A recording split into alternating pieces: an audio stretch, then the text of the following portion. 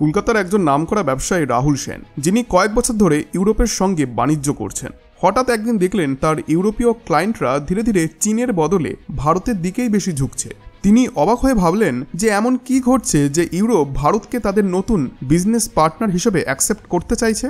একই রকম ঘটনা ঘটেছে মুম্বাইয়ের এক প্রযুক্তি উদ্যোক্তার ক্ষেত্রেও। তার স্টার্টআপ, যা এআই ভিত্তিক সাইবার সিকিউরিটি সলিউশন তৈরি করে, হঠাৎ করে ইউরোপের বড় বড় কোম্পানির কাছ থেকে বিনিয়োগের অফার পেতে শুরু করলো। এই ঘটনা শুধু দুটি ব্যক্তির নয়, পুরো বিশ্ব আজ দেখছে যে কিভাবে ইউরোপ ভারতকে নতুন সুপার পাওয়ার বানানোর পথে এগিয়ে যাচ্ছে। ইউরোপীয় ইউনিয়ন, যা বিশ্বের 27টি ধনী দেশের একটি শক্তিশালী জোট হিসেবে পরিচিত, এখন ভারতের প্রতি বিশেষ আগ্রহী হয়ে উঠেছে। সম্প্রতি 27 থেকে 28 ফেব্রুয়ারির মধ্যে ইউরোপীয় ইউনিয়নের প্রতিনিধিরা এবং তাদের 27টি দেশের কমিশনাররা একটি উচ্চ পর্যায়ের বৈঠকের জন্য ভারতে এসেছিলেন। কিন্তু অবাক করার বিষয় হলো, ইতিহাসে এই প্রথমবার এমন ঘটনা ঘটল যখন ইউরোপীয় ইউনিয়নের 27টি দেশের কমিশনাররা একসঙ্গে ভারতে আসলেন শুধুমাত্র একটি ডেলিগেশন বৈঠকের জন্য। এটি শুনতে সহজ মনে হতে পারে, কিন্তু এই বৈঠকের প্রভাব এতটাই ব্যাপক হয়েছে যে এক সপ্তাহ হয়নি এটি আমেরিকাকে পর্যন্ত নড়বড়ে করে দিয়েছে। কারণ রিপোর্ট অনুযায়ী ইউরোপীয় ইউনিয়ন এখন ভারতকে তাদের জন্য নতুন আমেরিকা হিসেবে গড়ে তুলতে চাইছে এবং খুব শীঘ্রই ভারতের সঙ্গে একটি মুক্ত বাণিজ্য অর্থাৎ ফ্রি ট্রেড এগ্রিমেন্ট করতে চলেছে। এখন পরিস্থিতি খুবই ইন্টারেস্টিং হয়ে উঠেছে। এখন এই পরিস্থিতি আসলে কি তা আমরা সম্পূর্ণভাবে জানবো এই ভিডিওতে। তো এখনো পর্যন্ত ইউরোপীয় ইউনিয়ন যে গুরুত্ব আমেরিকাকে দিয়ে আসছিল, এবার তারা ঠিক সেই গুরুত্ব ভারতকে দিতে প্রথম এবং সবথেকে বড় পদক্ষেপ নিয়েছে। ইউরোপীয় ইউনিয়ন ভারতের পক্ষে এমন একটি ডিরেকশন দিয়েছে যে তাদের প্রধান এবং 27টি দেশের কমিশনাররা একসঙ্গে ভারতে এসে পৌঁছেছেন। কিন্তু প্রশ্ন হচ্ছে, হঠাৎ ইউরোপীয় ইউনিয়নের এই ভারতমুখী মনোভাবের কারণ কি? তারা কি আমেরিকার সঙ্গে দূরত্ব বাড়ানোর পরিকল্পনা করছে, নাকি তারা বুঝতে পারছে যে ভারতের সঙ্গে যুক্ত হওয়া তাদের জন্য আরও লাভজনক হবে? আর এখন তো এই প্রশ্ন উঠে আসছে, আমেরিকা কি ইউরোপীয় ইউনিয়নকে ধোঁকা দিয়েছিল যার জন্য তারা এমন সিদ্ধান্ত নিয়েছে? এখন প্রশ্ন তো অনেক আছে, কিন্তু এর পেছনের আসল কারণটা আমাদের জানা প্রয়োজন। বন্ধুরা, ভিডিওটি কন্টিনিউ করার আগে ছোট্ট একটি অনুরোধ করব, ভিডিওটিকে একটি লাইক করে আমাদের চ্যানেলটিকে এখনই সাবস্ক্রাইব করে দিন। দেখুন, এই প্রশ্নের সবথেকে গুরুত্বপূর্ণ উত্তর হলো, ইউরোপীয় ইউনিয়ন বর্তমানে আমেরিকার ওপর এক প্রকার বিশ্বাসঘাতকতার শিকার হয়েছে বলেই মনে করা হচ্ছে। তাদের আশঙ্কা, ভবিষ্যতে এটি তাদের জন্য বড় ধরনের ক্ষতির কারণ হতে পারে। তাই ইউরোপ এখন ভারতের সঙ্গে নতুন সম্পর্ক গড়ার দিকে অগ্রসর হচ্ছে। আসলে ইউরোপীয় ইউনিয়ন এবং আমেরিকার মধ্যে দ্বিপাক্ষিক বাণিজ্য সম্পর্ক বিশ্বের সবচেয়ে বড় এবং গুরুত্বপূর্ণ ইকোনমিক পার্টনারশিপের মধ্যে একটি।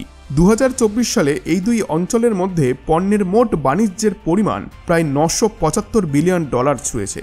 এই হিসেব অনুযায়ী যদি বিশ্বে দুটি দেশের মধ্যে সবচেয়ে বড় বাণিজ্যের কথা বলা হয়, তবে ইউরোপীয় ইউনিয়ন এবং আমেরিকার মধ্যে হওয়া বাণিজ্যের নামই সবার প্রথমে উঠে আসে। কিন্তু রিসেন্ট যে পরিস্থিতি দেখা যাচ্ছে, সেখানে দেখা যাচ্ছে যে আমেরিকায় ইউরোপীয় ইউনিয়নের রপ্তানি অনেক বেশি। রিসেন্ট কিছু প্রতিবেদনের তথ্য অনুযায়ী ইউরোপীয় ইউনিয়ন প্রতি বছর আমেরিকান বাজারের সুবিধা নিয়ে প্রায় $605 বিলিয়ন পণ্য রপ্তানি করে। অন্যদিকে আমেরিকা ইউরোপীয় বাজার থেকে ততটা সুবিধা নিতে পারছে না।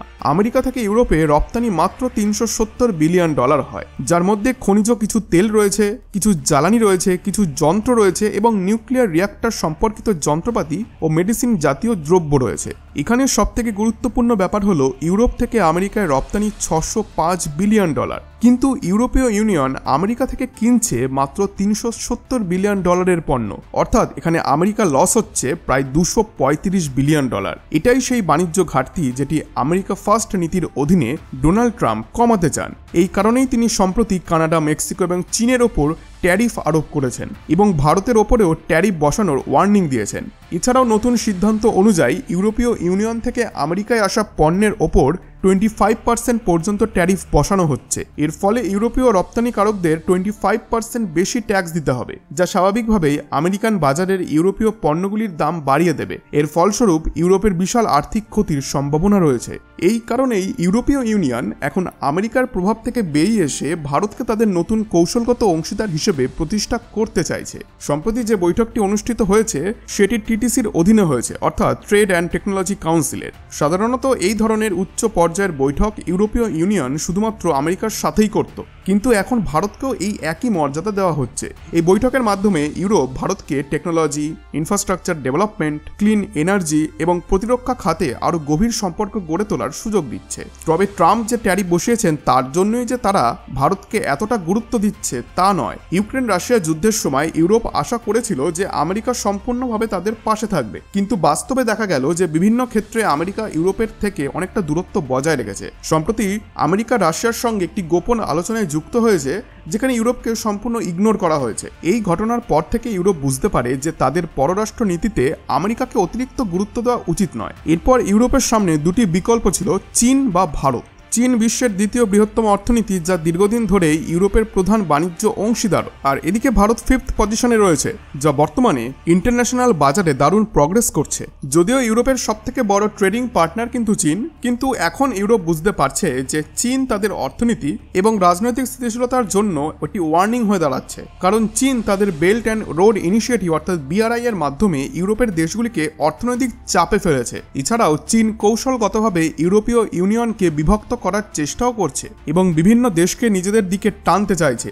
অন্যদিকে রাশিয়া ইউক্রেন যুদ্ধ এবং কোভিড-19 মহামারীর কারণে ইউরোপের অর্থনীতি মারাত্মকভাবে ক্ষতিগ্রস্ত হয়েছে। এই পরিস্থিতিতে ইউরোপ বুঝতে পেরেছে যে তাদের জন্য চীনের পরিবর্তে ভারতের সঙ্গে অংশীদারিত্ব গড়ে তোলা অনেক বেশি নিরাপদ এবং দীর্ঘমেয়াদে লাভজনক হবে। ইউরোপের একটি রিপোর্ট অনুযায়ী 2023 সালে ইউরোপের অর্থনৈতিক প্রবৃদ্ধি প্রায় শূন্যে নেমে এসেছিল। এই আর্থিক সংকট কাটিয়ে ওঠার জন্য ইউরোপের এখন একটি নতুন এবং নির্ভরযোগ্য বাণিজ্যিক অংশীদারের প্রয়োজন, যেখানে ভারত একদম সঠিকভাবে মানিয়ে যাচ্ছে। কারণ আপনি 2023 সালে একটি চার্ট খেয়াল করে দেখবেন, যেখানে ইউরোপের সঙ্গে ভারতের মোট বাণিজ্য ছিল 12.4 লক্ষ কোটি টাকা, যেখানে চীনের সঙ্গে কিন্তু ইউরোপের বাণিজ্য ছিল মাত্র 7.9 লক্ষ কোটি টাকা। সুতরাং যদি ভারত এই সুযোগকে কাজে লাগাতে পারে, তাহলে ইউরোপে চীনের অবস্থান দখল করতে পারে। এই মুহূর্তে ভারত ও ইউরোপীয় দেশগুলির মধ্যে ফ্রি ট্রেড এগ্রিমেন্ট দ্রুত অগ্রসর হচ্ছে। পাশাপাশি ভারত সেমিকন্ডাক্টর শিল্প, ক্লিন এনার্জি এবং আর্টিফিশিয়াল ইন্টেলিজেন্স এবং সাইবার সিকিউরিটিতেও ব্যাপক বিনিয়োগ বাড়াচ্ছে, যেখানে ইউরোপও এই খাতে ভারতের সঙ্গে সহযোগিতা করতে আগ্রহী এবং এখানে তারা ইন্টারেস্টও দেখাচ্ছে।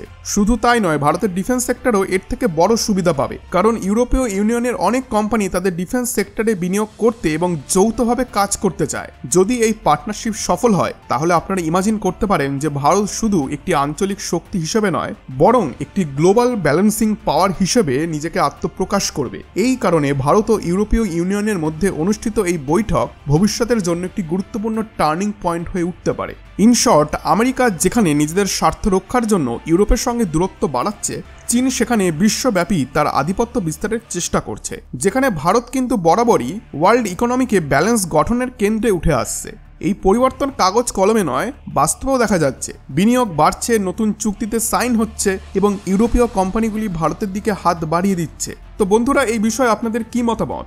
আপনাদের কি মনে হয় যে ভারত এতে কতটা লাভবান হবে এবং আমেরিকা বা চীন কি আবার কোনো নতুন চাল চালবে? আপনাদের মতামত অবশ্যই কমেন্টে জানান এবং আপনাদের মধ্যেই একজনের মতামত আমি কমেন্ট বক্সে পিন করে দেবো। এছাড়া যদি আপনি চান আরও এরকম অর্থনৈতিক এবং গ্লোবাল স্ট্র্যাটেজির বিশ্লেষণ পেতে, তাহলে ভিডিওটিকে একটি লাইক করুন এবং বন্ধুদের সঙ্গে অবশ্যই শেয়ার করুন আর চ্যানেলটিকে এখনই সাবস্ক্রাইব করে দিন। আমরা আবার ফিরে আসবো আরও গুরুত্বপূর্ণ এবং গভীর বিশ্লেষণ নিয়ে। ততক্ষণ পর্যন্ত জয় হিন্দ।